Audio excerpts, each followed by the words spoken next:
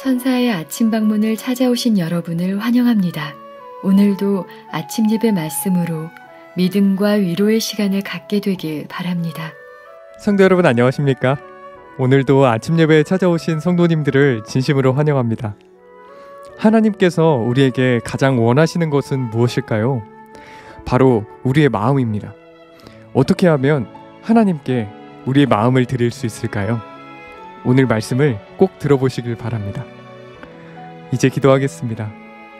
하늘에 계신 아버지, 바쁜 아침에 하나님의 말씀으로 시작할 수 있도록 도와주셔서 감사합니다. 말씀을 통해서 하나님의 뜻이 무엇인지 확인하고 말씀에 순종할 수 있도록 인도해 주시옵소서. 오늘은 하나님께서 받으시는 선물이 무엇인지 살펴보려고 합니다. 말씀을 통해 하나님의 마음과 우리의 마음이 하나가 되고 남은 생애를 기쁨과 감사로 살아가는 그리스도인 되게 하여 주시옵소서. 예수님의 이름으로 기도드립니다. 아멘. 안녕하십니까 성도 여러분. 오늘도 하나님께서 저에게 귀한 말씀을 허락해 주셨습니다. 오늘 말씀은 하나님께서 받으시는 선물입니다. 하나님께서 가장 받기 원하는 선물이 무엇일까요? 그것은 우리의 마음입니다. 왜냐하면 마음을 가졌으면 모든 것을 가진 것이기 때문입니다. 자녀의 마음을 가진 부모는 자녀의 모든 것을 가진 것입니다. 하나님께서도 우리의 마음을 받으시기 원하는 것입니다. 우리가 아무리 11조와 헌물을 많이 드려도 우리의 마음이 그 속에 담기지 않으면 아무 소용이 없는 것입니다. 자, 오늘 본문 말씀 읽겠습니다. 주라 그리하면 너희에게 줄 것이요. 자, 이것은 조건적인 약속입니다. 주어야 하는 것입니다. 곧 후이되어 누르고 흔들어 넘치도록 너희에게 안겨주리라. 너희의 헤아리는 그 헤아림으로 너희도 헤아림을 도로 받을 것이니라. 누가복음 6장 38절입니다. 성도 여러분, 이 말씀은 하나님의 약속입니다. 우리가 하나님께 드리면 하나님께서 어떻게 해주시겠다고 했습니까? 후이 누르고 흔들어 넘치도록 안겨주시겠다고 한 것입니다. 우리가 주님께 드리면 하나님께서는 말할 수 없는 풍요로움으로 우리에게 주시겠다는 것입니다. 이것이 하나님의 마음입니다. 자, 그런데 문제는 우리가 하나님께 무엇을 얼마나 드려야 할까요? 너희의 헤아리는 그 헤아림으로 너희도 헤아림을 도로 받을 것이라고 했습니다. 자, 이 말씀이 무슨 뜻입니까? 하나님께서 우리가 드리는 것을 보시고 나서 딱 그것만큼 주시겠다는 뜻일까요? 아닙니다. 하나님은 우리의 마음을 원하는 것입니다. 마음을 드리라는 것입니다. 마음이 가면은 모든 것은 자연히 따라가기 때문이죠. 우리의 마음이 하늘에 가 있으면 하늘 창고에 보물을 쌓게 되는 것입니다. 그러나 우리의 마음이 이 땅에 있으면 이 땅에다가 보물을 쌓게 되는 것이죠. 성도 여러분, 우리가 마음을 주님께 드리면은 후히 되어 누르고 흔들어 넘치도록 안겨주시겠다는 이 말씀을 붙잡고 오늘도 살게 되길 간절히 바랍니다. 자, 본문 읽겠습니다. 하나님의 사업을 증진시키기 위하여 종종 헌신하라는 요구를 받을 때 불평하지 말자. 이러한 요청이 자주 필요한 이유는 무엇인가? 그것은 선교 사업이 신속하게 확장되기 때문이 아닌가? 그렇다면 바치기를 거절하는 일은 이러한 사업의 성장을 방해하는 것이 아닌가? 그리스도의 영을 소유한 모든 사람은 부드럽고 동정어린 마음과 관대하게 편 손을 소유할 것이다.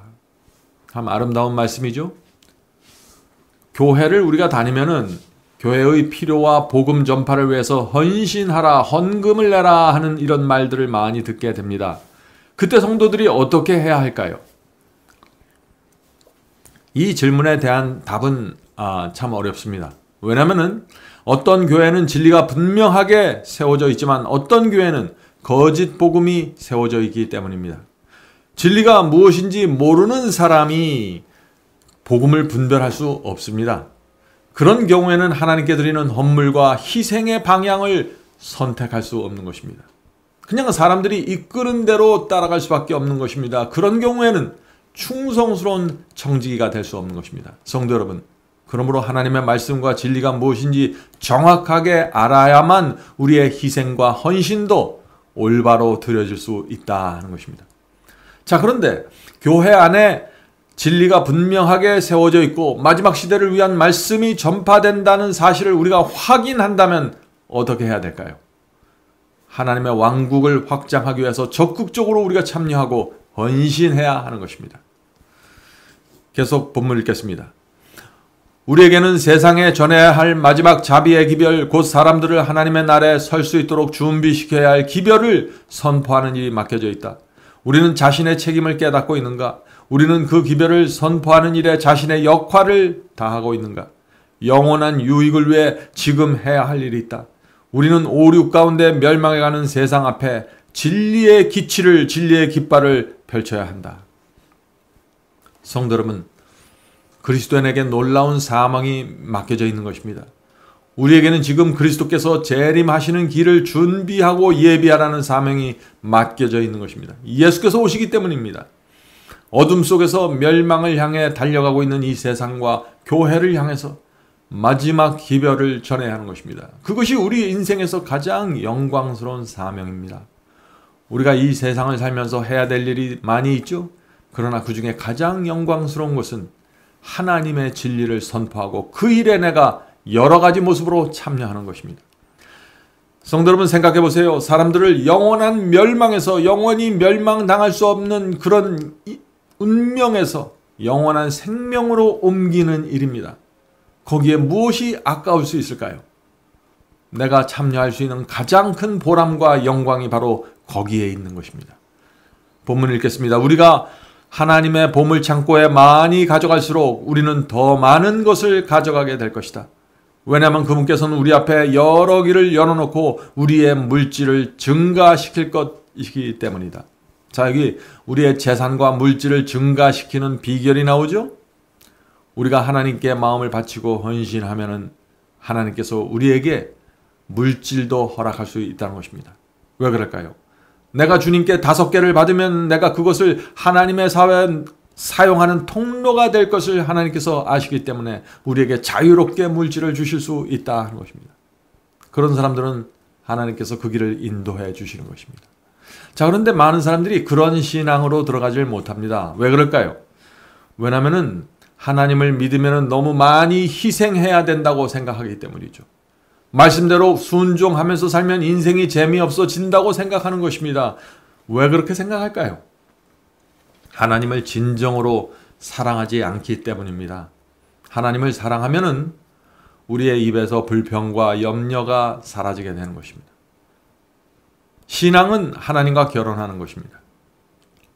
그리스도의 신부가 되는 것입니다.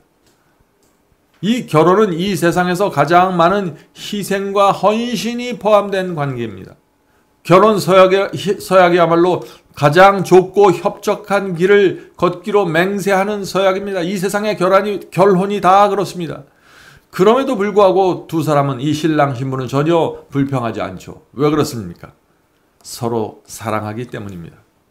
현대인들은 이렇게 생각합니다. 규칙과 법이 엄격할수록 인생이 불행해진다라고 생각하죠. 정말 그럴까요? 그렇지 않습니다. 그것이 사실이라면 결혼처럼 비참하고 불행한 것은 없는 것입니다. 이 결혼에는 많은 희생과 헌신을 요구하는 관계이기 때문에 그렇습니다. 그러나 아무도 결혼하는 신랑 신부를 보면서 참 당신들 불행한 결정을 했다고 말하지 않습니다. 왜 그럴까요? 두 사람은 서로 깊이 사랑하기 때문입니다. 결혼과 함께 헌신과 희생이라는 깊은 굴레 속에 들어가지만 그들은 결코 염려하거나 불행을 느끼지 않습니다. 성도 여러분, 하나님과 우리의 관계도 마찬가지죠. 사랑하면은 하나님께 드리는 희생과 헌신에 대해서 불평하지 않게 됩니다. 최고의 헌물을 내가 드렸어도 너무 적게 드렸다고 느끼게 되고 주님께 죄송한 마음으로 살아가게 되는 것입니다. 왜 그럴까요? 내가 은혜의 종이 되었기 때문입니다.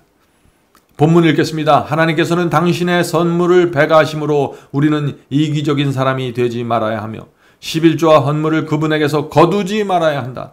우리 각자는 구원 사업에서 해야 할 역할이 있다. 자, 오늘 헌물에 대한 이야기가 계속 나오죠.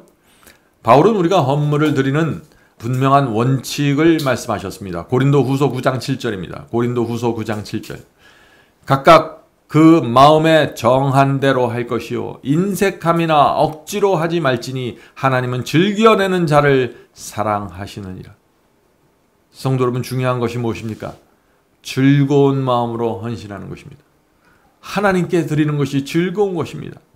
죽어가는 영혼을 어떻게 해서든지 건져내기 위해서 애쓰는 마음, 그 마음이 필요한 것입니다.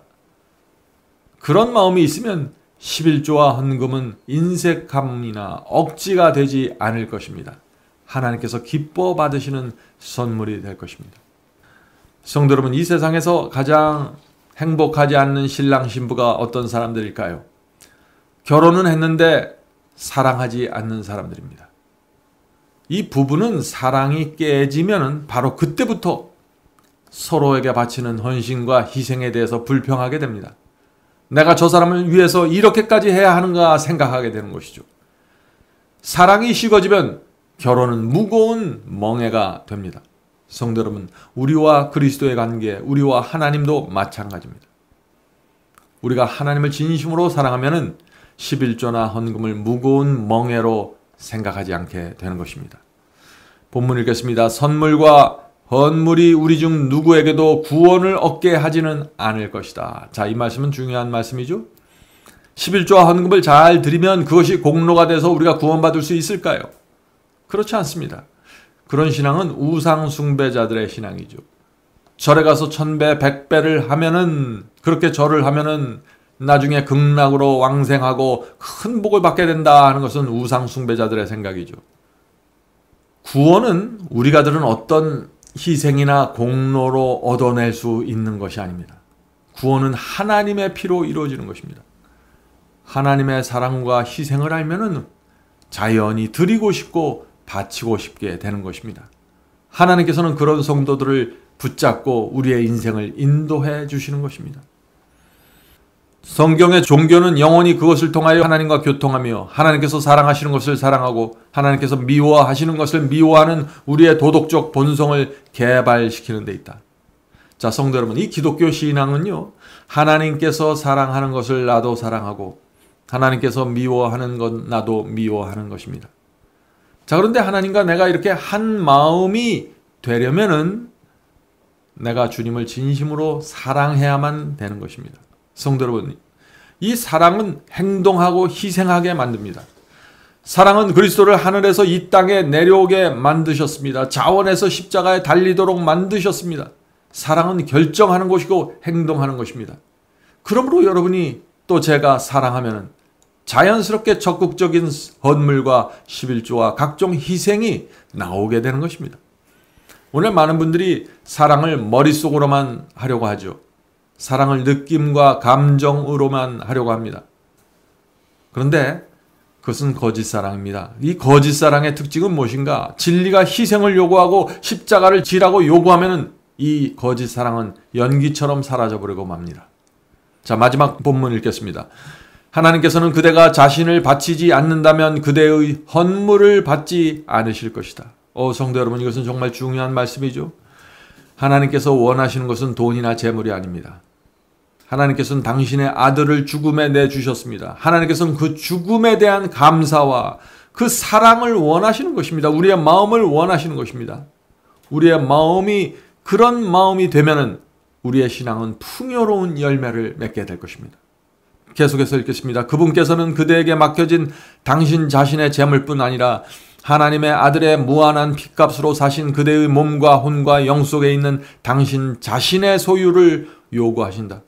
헌물을 하나님께서 받으실 만큼 달콤한 향기로 만드는 일은 겸손하고 감사하며 공경하는 마음이다. 성도 여러분, 하나님께서 원하시는 것은 겸손과 감사와 존경으로 드리는 헌물입니다. 너무나 당연하죠. 우리는 이것을 이해해야 하는 것입니다. 우리 속에 사랑과 감사가 있으면 희생하면 할수록 우리 마음에 기쁨이 샘솟는다는 것입니다. 희생하는데 억지로 하는 것이고 희생하면 슬퍼지는 것이 아니라 기쁨이 샘솟는다는 것입니다. 그것이 사랑의 법칙입니다. 성도 여러분, 왜 갓 결혼한 신부들이 요리책을 뒤지고 인터넷을 검색하면서 맛있는 음식을 그 신랑에게 해주려고 노력할까요? 신랑이 기뻐하는 모습을 보기 원하기 때문이죠. 그런데 어떤 신부는 신랑에게 혼날까봐 눈치를 보면서 음식을 준비합니다. 그런 부부가 어떻게 행복할 수 있을까요? 아내가 남편을 두려워하고 눈치를 보는 그 긴장 상태에서는 결혼 관계가 오래 유지될 수가 없는 것입니다. 성도 여러분, 그리스도인의 신앙도 마찬가지입니다. 우리가 하나님을 두려워하고 눈치를 보면서 11조를 드리고 헌금을 내는 이런 긴장 관계에서는 신앙이 정말 피곤하게 되는 것입니다. 멍해가 돼버리는 것입니다. 그런 상태에서는 교회 활동을 열심히 하고 봉사를 해도 참된 감사와 기쁨이 없게 되는 것입니다. 그런 분들은 기독교 신앙의 핵심을 놓친 채 살아가게 되는 것이죠. 자, 오늘 말씀을 마치면서 The Pathway to Christ에 있는 말씀을 읽어드리겠습니다. 하나님의 사랑을 느끼고 감격하게 되면 우리가 가장 적게 드릴 수 있는 것이 무엇인지 묻지 않게 된다. 우리는 예수께서 원하시는 그대로 하고자 애쓰게 된다. 우리는 모든 것을 그분께 드리기를 원하게 된다. 우리의 헌신은 하나님을 얼마나 사랑하는가에 따라서 결정될 것이다. 아무리 하나님을 사랑한다고 말할지라도 헌신과 순종을 이끌어내지 못하는 사랑은 의미 없는 감정이다. 그런 사랑을 가진 사람들에게 있어서 예수님을 따르는 것은 무거운 짐이 된다. 예수께 마음과 삶을 바치는 것이 너무나 큰 희생이라고 생각하는가? 예수께서 그대와 나를 위해서 무엇을 주셨는가를 생각해보라. 성도 여러분, 이 말씀을 생각하면서 기도하겠습니다. 하늘에 계신 아버지, 하나님께서 저에게 모든 것을 주셨는데, 온 하늘이 우리에게 모든 것을 주셨는데 우리의 마음이 왜 이렇게 억지가 되고 힘든 멍해가 우리의 마음속에 있는지 모르겠습니다. 주여, 저희를 불쌍히 여겨주시고 하나님의 사랑과 희생에 대한 감사를 새겨주시옵소서. 하늘에 계신 아버지, 저희가 주님을 믿을 때 정말 감사하고 겸손하고 진심으로 존경하는 마음으로 주 앞에 나갈 수 있도록 도와주시옵소서. 저희의 이 방자하고 교만한 이 마음을 꺾어주시고 성령께서 역사하셔서 저희에게 하늘의 겸손을 새겨주시옵소서. 더 이상 이 세상에 묶여있는 사람으로 살고 싶지 않습니다. 주여, 저희의 마음을 하늘에 두고 하늘 창고의 보화를 쌓으면서 살 수 있도록 도와주시옵소서. 주께서 당신의 사업과 복음 전파를 위해서 헌신하라고 요구할 때 정말 사랑하는 신부가 신랑을 위해서 모든 것을 드리는 마음으로 주 앞에 나가 바칠 수 있도록 도와주시옵소서. 저희의 분수에 맞게 주께서 허락하신 은사와 재물에 맞게 저희가 가진 것 주 앞에 드릴 때 그것이 아름다운 향기가 된다는 사실 우리가 잊지 않도록 도와주시옵소서. 이 자리에 모여서 기도하는 성도들에게 함께하여 주시고 하늘의 은혜가 그 마음을 지배하셔서 성령의 은혜가 그 마음을 지배하셔서 육체가 움직일 때 제압하고 승리할 수 있도록 도와주시옵소서. 예수님의 이름으로 간절히 기도드립니다. 아멘. 성도 여러분, 마지막 사명에서는 아침 예배 채널을 유튜브에서 별도로 운영하고 있습니다. 아침 예배 채널에서는 매일 새벽 4시에 예배 영상이 올려지고 있으며 특별히 아침 9시에 예배가 진행됩니다. 아침 9시 예배가 아침 예배 채널의 독특한 특징입니다. 원하시는 분들은 유튜브에서 아침 예배 채널을 별도로 구독 신청하여 주시면 저희와 함께 아침마다 예배 드릴 수 있습니다. 매일 아침마다 하나님의 말씀으로 저희 모두가 주 앞에 나와 예배 드리는 신앙으로 함께 나가게 되길 간절히 바랍니다. 감사합니다.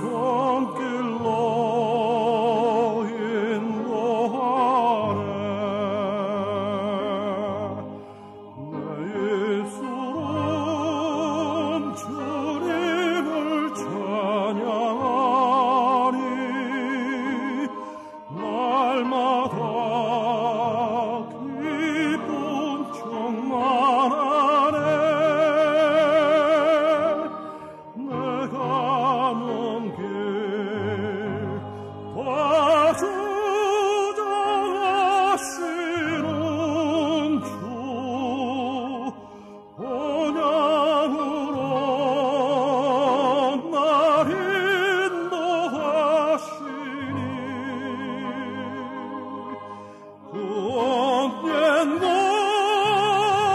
내 삶 끝날 때까지 매일매일 나 주만 따르리. 나는 비록